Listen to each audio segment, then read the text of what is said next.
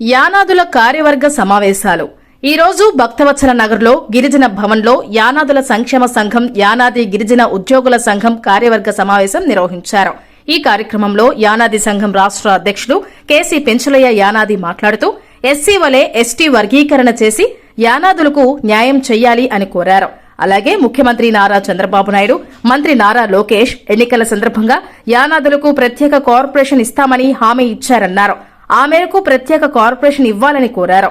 ఆంధ్రప్రదేశ్ రాష్ట్రంలో గిరిజన తెగల్లో జనాభా కలిగిన వంటి యానాదుల తెగకు ఇప్పటి వరకు కూడా రాజకీయ ప్రాధాన్యత లేదు. యానాదులకు చట్టసభల్లో అవకాశం కల్పించాలని డిమాండ్ చేశారు. ఈ 3 అంశాలపైన ఏప్రిల్ 14వ తేదీన నెల్లూరులో ఎస్టీ వర్గీకరణ బేరీ నిర్వహిస్తున్నాం అని తెలియజేశారు. మీడియా మిత్రులందరికీ కూడా నమస్కారం. నా పేరు కల్లూరి పెంచలయ్య, యానాదుల సంక్షేమ సంఘం రాష్ట్ర అధ్యక్షుడిని. ఏదైతే నెల్లూరులోని గిరిజన భవన్లో ఈరోజు యానాదుల సంక్షేమ సంఘం అలాగే యానాది గిరిజన ఉద్యోగుల సంఘం ఆధ్వర్యంలో కార్యవర్గ సమావేశాలు నిర్వహిస్తూ ఉన్నాం. ఈ యొక్క కార్యవర్గ సమావేశంలో ప్రధానంగా యానాదులకు సంబంధించి ఎస్టీ వర్గీకరణ, ఎస్సీల వలె ఎస్టీ వర్గీకరణ కూడా చేసి యానాదులకు న్యాయం చేయాలని చెప్పి కోరుతా ఉన్నాం. అలాగే ఏదైతే ముఖ్యమంత్రి చంద్రబాబు నాయుడు గారు అలాగే మంత్రి లోకేష్ గారు ఏదైతే ఎన్నికల సందర్భంగా యానాదులకు ప్రత్యేక కార్పొరేషన్ ఇస్తామని చెప్పి హామీ ఇచ్చి ఉన్నారు. ఆ మేరకు ప్రత్యేక కార్పొరేషన్ ఇవ్వాలని చెప్పి కోరుతా ఉన్నాం. అలాగే ఏదైతే ఈ రాష్ట్రంలో ఉన్నటువంటి గిరిజన తెగల్లో అత్యధిక జనాభా కలిగినటువంటి యానాది తెగకు ఇప్పటి వరకు కూడా రాజకీయ ప్రాతినిధ్యం లేదు. అందుకని యానాదులకు చట్టసభలో అవకాశాలు కల్పించాలని డిమాండ్ చేస్తా ఉన్నాం. ఈ 3 అంశాల ప్రధానంగా ఏప్రిల్ 14వ తేదీన నెల్లూరులో ఎస్టీ వర్గీకరణ బేరీ నిర్వహించనున్నాం.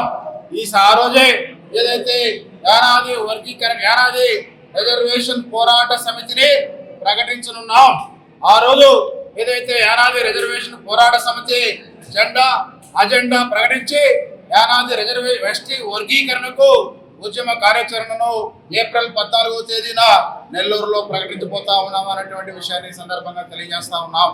మేమందరం కూడా ఇక నుంచి మా యొక్క పేర్లు కూడా ఏదైతే నా పేరు కేసీ పెంచలయ్య యానాది, మా వాళ్ళందరూ కూడా వాళ్ళ యొక్క పేరుతో పాటు పొలం కూడా తెలుసుకునే విధంగా మేమందరం కూడా యానాది అనేటువంటి విషయాన్ని మీకు అందరికి తెలియజేస్తా ఉన్నాం. ఈ సందర్భంగా కూడా తెలియజేస్తా ఉన్నాం. ఏదైతే డాక్టర్ బిఆర్ అంబేద్కర్ గారు ఇచ్చినటువంటి రాజ్యాంగ ఫలాలు అన్ని జాతులకు అన్ని వర్గాలకు సమానంగా అందాలనేది డాక్టర్ బిఆర్ అంబేద్కర్ గారి ఆలోచన. అయితే ఆ యొక్క రాజ్యాంగ ఫలాలు యానాదులకు ఇప్పటికీ అందలేదు. స్వతంత్రం వచ్చి 76 సంవత్సరాలు దాటినా కూడా యానాదుల యొక్క బతుకులు ఎక్కడ వేసిన ఒకటి అక్కడే అన్నట్టుగా ఉన్నాయి. మేము ఒకటే అడుగుతా ఉన్నాం, మాకు ఉద్యోగాల్లో అన్యాయం జరుగుతూ ఉంది, విద్యాపరంగా అన్యాయం జరుగుతూ ఉంది, రాజకీయంగా అన్యాయం జరుగుతూ ఉంది. అందుకని మేము ఈ యొక్క అన్యాయాన్ని సరిదిద్దమని మాత్రమే ప్రభుత్వాన్ని విజ్ఞప్తి చేస్తా ఉన్నాం. మేము ప్రభుత్వాన్ని గొంతెమ్మ కోరికలు అడగట్లేదు, గొంతెమ్మ కోరికలు కోరట్లేదు. అయ్యా, రాజ్యాంగ ఫలాలు మాకు అందట్లేదు, మాకు రావాల్సినటువంటి ఫలాలను కూడా మా యొక్క ఇతర జాతులకి అందుతా ఉన్నాయి, దాన్ని సరిచేయండి, సరిచేసి ఆ యొక్క గిరిజనులకు అందాల్సినటువంటి రాజ్యాంగ ఫలాలను అందరికీ అందేలాగా చూడాలని చెప్పి ప్రధానంగా విజ్ఞప్తి చేస్తా ఉన్నాం. ఎందుకంటే ఏదైతే ఈ రాష్ట్రంలో ఉండేటువంటి 30 లక్షల గిరిజన జనాభా ఉంటే దాంట్లో 30% అంటే 10 లక్షల మంది యానాదులు ఉన్నాం. కానీ రాజకీయంగా 0, ఉద్యోగాల పరంగా ఏదైతే 0.3 మాత్రమే యానాదులకు ఉద్యోగాలు వస్తున్నాయి. 6%లో దాంట్లో కూడా బోగసోలు కొట్టుకెళ్ళిపోతా ఉన్నారు. మరి యానాదుల బతుకుల్లో మార్పు రావాలంటే వర్గీకరణ మాత్రమే సంజీవని అనేటువంటి విషయాన్ని తెలియజేస్తూ ఏప్రిల్ 14వ తేదీన నెల్లూరులో జరిగేటువంటి ఎస్టీ వర్గీకరణ బేరీని జయప్రదం చేయాలని చెప్పి ఈ రాష్ట్రంలో ఉండేటువంటి యానాదుల్ని, యానాది ఉద్యోగుల్ని, మేధావుల్ని, యువకుల్ని అందరూ కూడా విజ్ఞప్తి చేస్తాం. యానాది, నేను ఏపీ యానాది గిరిజన ఉద్యోగ సంఘ వ్యవస్థాపక అధ్యక్షుడిగా ఉన్నాను. ఈరోజు నెల్లూరు నగరంలోని గిరిజన భవన్లో నెల్లూరు జిల్లాలో ఉన్నటువంటి యానాది ఉద్యోగులు మరియు యానాది జాతికి సంబంధించిన రక్త బంధువులు అందరం కలిసి ఒక నినాదాన్ని తీసుకున్నాం. ఎందుకంటే మైదాన ప్రాంతంలో ఉన్నటువంటి యానాదులు గిరిజనులో ఉన్నటువంటి 35 లక్షల్లో 10-11 లక్షల మంది మా యానాదులు నివసిస్తుంటే స్వాతంత్రం వచ్చి 77 సంవత్సరాలు గడిచినా కానీ ఎక్కడ వేసిన బొంగలు అక్కడే ఉన్నట్టుగా ఉంది.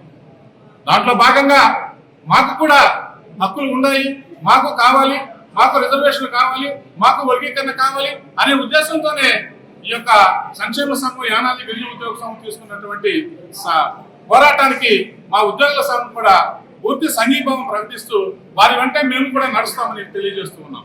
ఎందుకంటే ఏజెన్సీ ప్రాంతాల్లో ఉన్నటువంటి 1,50,000 ఉన్నటువంటి వాళ్ళు కూడా ఎమ్మెల్యేలు అయినారు, మంత్రులు అయినారు. కానీ మైదాన ప్రాంతంలో ఉండే 10 లక్షల మంది యానాదుల్లో ఎలాంటి రాజకీయ ప్రాతినిధ్యం మాకు లేదు. అలాగే వర్గీకరణ జరిపి కేవలం యానాదులకే వర్గీకరణ అవసరం, మిగతా కులాలని బాగా అభివృద్ధి చెందాయి.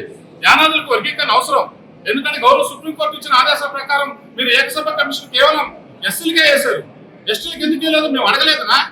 కాబట్టి మేము కూడా మా రోడ్ల మీదకి వస్తాం, మాకు వర్గీకరణ చేసి మాకు న్యాయం చేయాలని చెప్పి కోరుకుంటూ సెలవు తీసుకుంటాం.